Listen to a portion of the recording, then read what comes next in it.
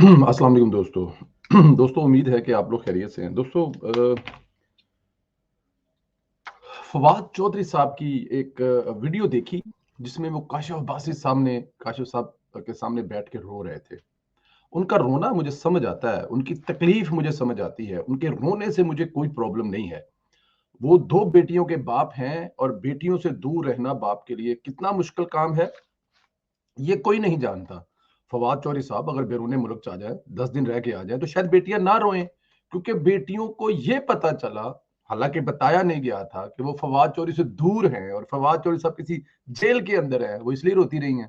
या फवाद चौधरी साहब इसलिए रो रहे हैं कि शायद जिंदगी में पहली दफा, इससे पहले शायद जिंदगी में कभी नहीं हुआ कि फवाद चौधरी साहब अपनी बेटियों से कहीं दूर चले गए हों और वो बड़े रोए हों, मैं अमेरिका आ गया, मैंने कुड़ियां दी बड़ी याद आ रही है। मैं इस वजह से नहीं रो रहे थे, वो इसलिए रह रहे थे कि वो जेल में थे। अब जेल में रो रहे थे उस सलूक पर, या जेल में रो रहे थे जिसके बारे में कभी उन्होंने सोचा नहीं था, या जेल में रो रहे थे कि उनको सारे रात जगाया गया था, या जेल में ये सोच कर रो रहे थे कि पता नहीं वो कितनी देर अपनी फैमिली से दूर रहेंगे, या जेल में रह रहे थे कि उनकी प्यारी मोहब्बत प्यार करने वाली बीवी उनके बगैर रात को सो नहीं सकती होगी। कोई भी वजह हो सकती है, मुझे उससे कोई प्रॉब्लम नहीं है। मुझे मसला ये है कि फवाद चौधरी साहब दूसरों के बारे में क्या कहा करते थे, और फवाद चौधरी की हुकूमत में कोई ऐसा लीडर नहीं बचा था जिसको फवाद चौधरी और उसकी हुकूमत ने जेलों में नहीं डाला होगा। 1 महीने के लिए नहीं, 2 महीने के लिए नहीं, 3 महीने के लिए नहीं, 6-6 महीने, साल साल, 2-2 साल जेल में। हमजा शहबाज साहब की जेल तो सबको याद होगी, लेकिन क्योंकि वो शरीफ बरादरान है और उस पर रोना नहीं बनता, और उसके लिए कोई रोया नहीं, उसके लिए कोई आवाज नहीं उठी, उसके लिए किसी अदालत को याद नहीं आया, उसके लिए किसी हुकूमत को याद नहीं आया, उसके लिए किसी ये जो एनओजी तंजीमें हैं उनको याद नहीं आया, उसके लिए काशिफ अब्बासी को दर्द और तकलीफ नहीं हुआ, क्योंकि वो शरीफ बरादरान का था। और फवाद चौधरी साहब जो हैं वो आपके नजदीकी मतलब पार्टी रहनुमा के जाहिर है उसको फॉलो कर रहे हैं, तो आपको तकलीफ बड़ी होगी कि फवाद चौधरी 2 दिन जेल में रहा और उनकी बेटियां रोती रही।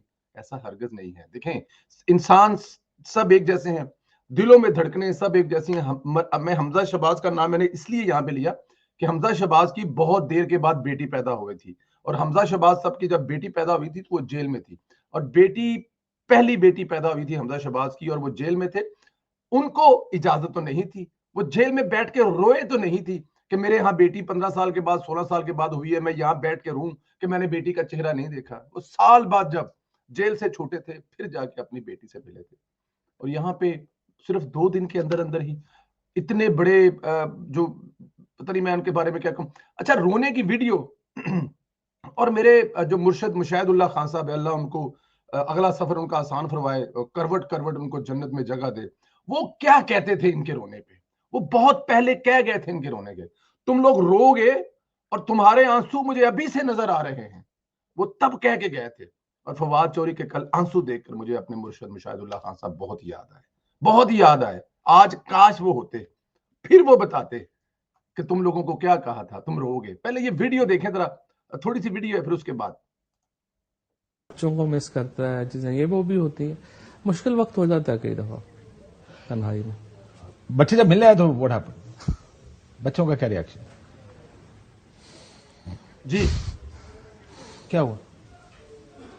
Bat I can imagine.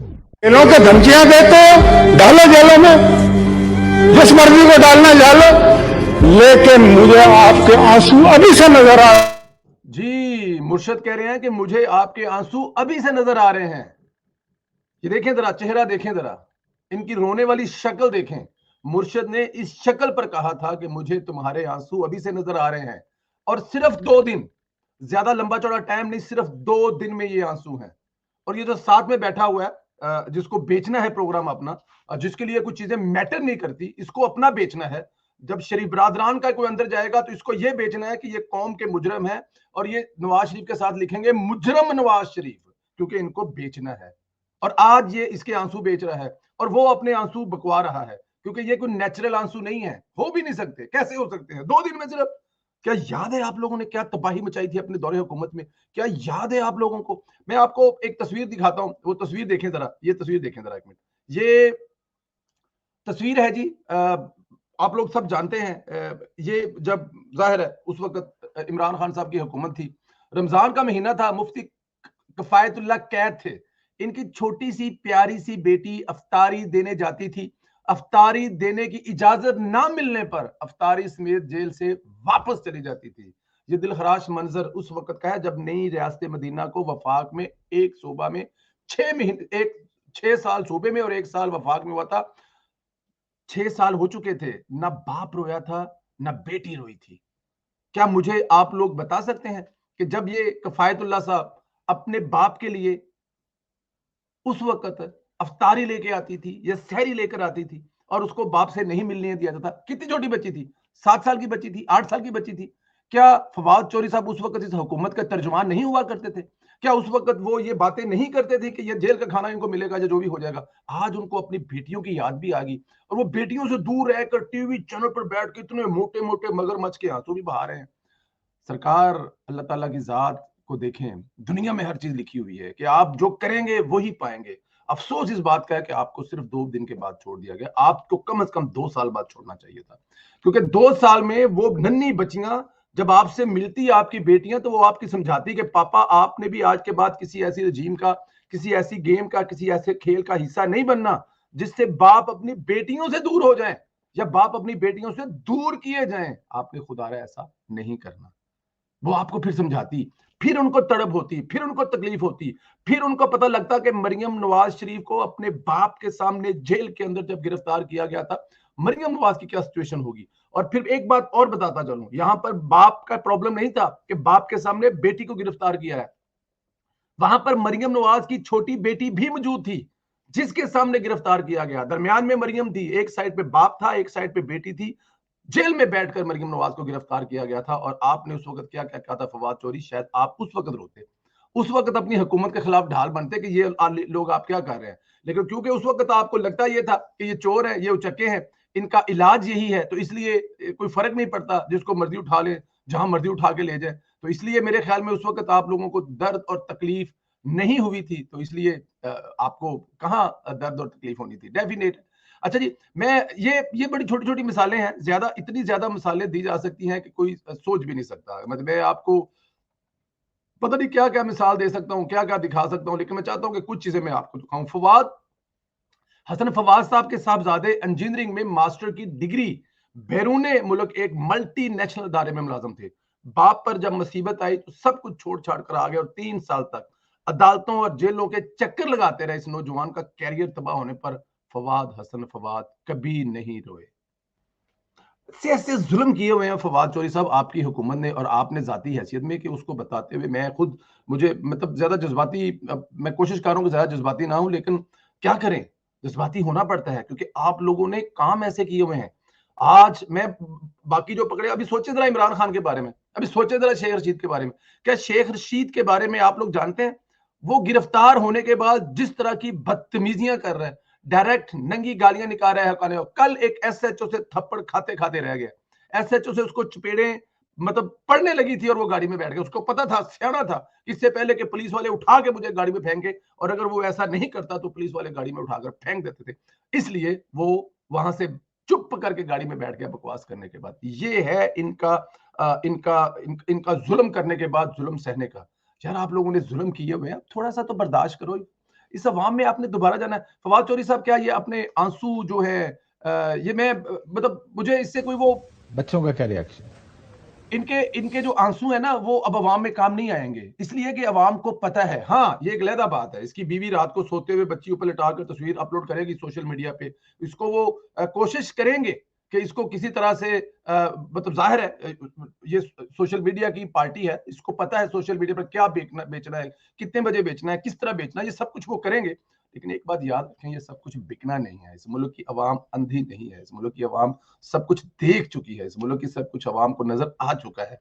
Fawad Chaudhary साहब हमें आपसे हमदर्दी जरूर है, लेकिन तरस मुझे आप पर कोई नहीं आया, या ना मुझे आप पर तरस कोई आना है। उसकी रीजन ये है कि इस जुल्म का आप बाकायदा तौर पर हिस्सा थे, बल्कि एक नॉर्मल हिस्सा नहीं थे, बैक एंड पे हिस्सा नहीं थे, फ्रंट पर हिस्से थे। इन तमाम गिरफ्तारियों को, इन तमाम जुल्म को, इन तमाम जो तबाहियां थी, इनको आप डिफेंड किया करते थे। अवाम को आकर बताते थे कि मरियम नवाज को गिरफ्तार करना जरूरी है।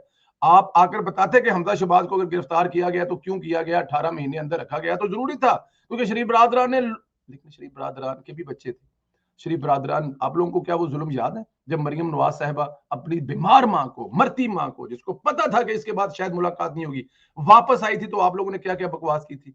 आपके कुछ दोस्त इस दुनिया से जा चुके हैं, वो कहते थे कि हमें पता है अस्पताल के अंदर पिज्जे खाए जा रहे हैं, हमारे भी वहां पे लोग काम करते हैं, और उस वक्त मौत की कश में थी बेगम कुलसूम नवाज साहिबा, और उसके बाद फिर उसी बीमारी से वो भी इस दुनिया से चले गए। और उनका जो हाल हुआ मैं उस पर बात नहीं करना चाहता, क्योंकि अल्लाह ताला की जात ने एक निजाम बनाया हो।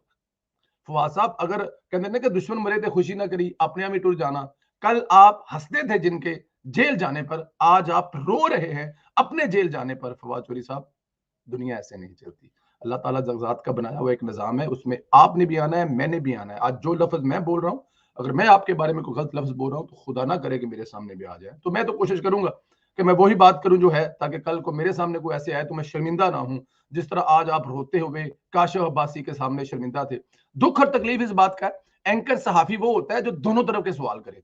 काशिफ अब्बासी साहब यहाँ पे ये तो बता रहे थे कि फलां के साथ वाकया हुआ तो मैं गवाह था, काश ये भी बताते कि हमजा शहबाज की जब बेटी पैदा हुई थी, आप लोगों ने नजायज जेल में फेंका हुआ था, वो 18 साल के बाद बेटी पैदा हुई थी, और उसको मिलने के लिए वो 1 साल बाद गया था। ये भी काशिफ अब्बासी साहब बताते। काशिफ अब्बासी साहब ये भी बताते, यार बड़ा जुल्म हुआ था। क्या जुल्म हुआ था? ये जुल्म हुआ था कि जब मरियम साहिबा को गिरफ्तार किया गया था, तो एक साइड पे उसका बाप बैठा हुआ था और दूसरी साइड पे उसकी बेटी बैठी हुई थी। काशिफ अब्बासी साहब ये भी बताते, तब तो आपने डिफेंड नहीं किया था। काशिफ अब्बासी साहब ये भी बताते हैं कि मुफ्ती किफायतुल्लाह साहब की छोटी बेटी जब जेल में खाना लेकर आती थी, सहरी के वक्त सहरी और अफ्तारी के वक्त अफ्तारी, तो जेल में उसको आपकी हुकूमत के लोग नहीं मिलने देते थे। यार मुझे उसमें बड़ा तकलीफ हुआ था, लेकिन काशिफ बासी साहब ने ये नहीं बताया। काशिफ बासी साहब ने ये भी नहीं बताया कि गुजरांवाला से एक मुदस्सर नामी मुस्लिम लीग नून का वर्कर गिरफ्तार है, उसका भी बच्चा छोटा सा, वो भी रोज वीडियो अपलोड कर रहा है कि खुदा के लिए मेरे बाबा को छोड़ दे। कोई नहीं छोड़ रहा। ये काशिफ बासी में नहीं बताया। काशिफ बासी को याद आई तो एक पीटीआई के हमदर्द की कि उसके बच्चों के साथ क्या हुआ था, ये भी सहाबत नहीं है। तो काशिफ बासी साहब, आपको भी थोड़ा इंसाफ करना चाहिए। जब आप इस सीट पर बैठ जाते हैं ना, तो इस सीट पर बैठकर इंसाफ किया करें। सामने वाले के आंसू पूछने के साथ साथ उसकी वजह से कितनों के आंसू निकले हैं वो भी उसको याद करवाएं, ना कि उसके आंसू पूछते वक्त ये याद करवाएं कि इमरान खान के साथ ये हुआ था, पीटीआई के फलां वर्कर के साथ ये हुआ था, शहबाज गिल के साथ ये हुआ था, आजम स्वाति के साथ ये हुआ था। सर, इनके अलावा और भी बहुत सारे दूसरे लोगों के साथ हुआ है, और वो जुल्म काशिफ अब्बासी साहब आपके चैनल और आपके ये जो दोस्त सामने बैठे हुए थे, इन लोगों ने मिलकर किए हुए हैं। इससे पहले कि मैं ज्यादा जज्बात में आ जाऊं, अल्लाह ताला की जात है, हम तमाम जो बाप हैं या जो बेटे हैं या जो औलाद वाले हैं या जिनके पेरेंट्स हैं, सबको अल्लाह ताला की जात किसी भी ऐसे जुल्म का हिस्सा बनने की तौफीक जो है वो ना अता फरमाए, हमें इससे बचाए। उम्मीद है कि फवाद चौधरी साहब अगली दफा जब मीडिया पर बात किया करेंगे, किसी पर कोई विपत्ति कसेंगे, किसी को तकलीफ में देकर हंसेंगे, तो उनको अपने ये आंसू और 2 दिन की जेल हमेशा याद रहेगी। अपना ख्याल रखें, इजाजत दें, खुदा।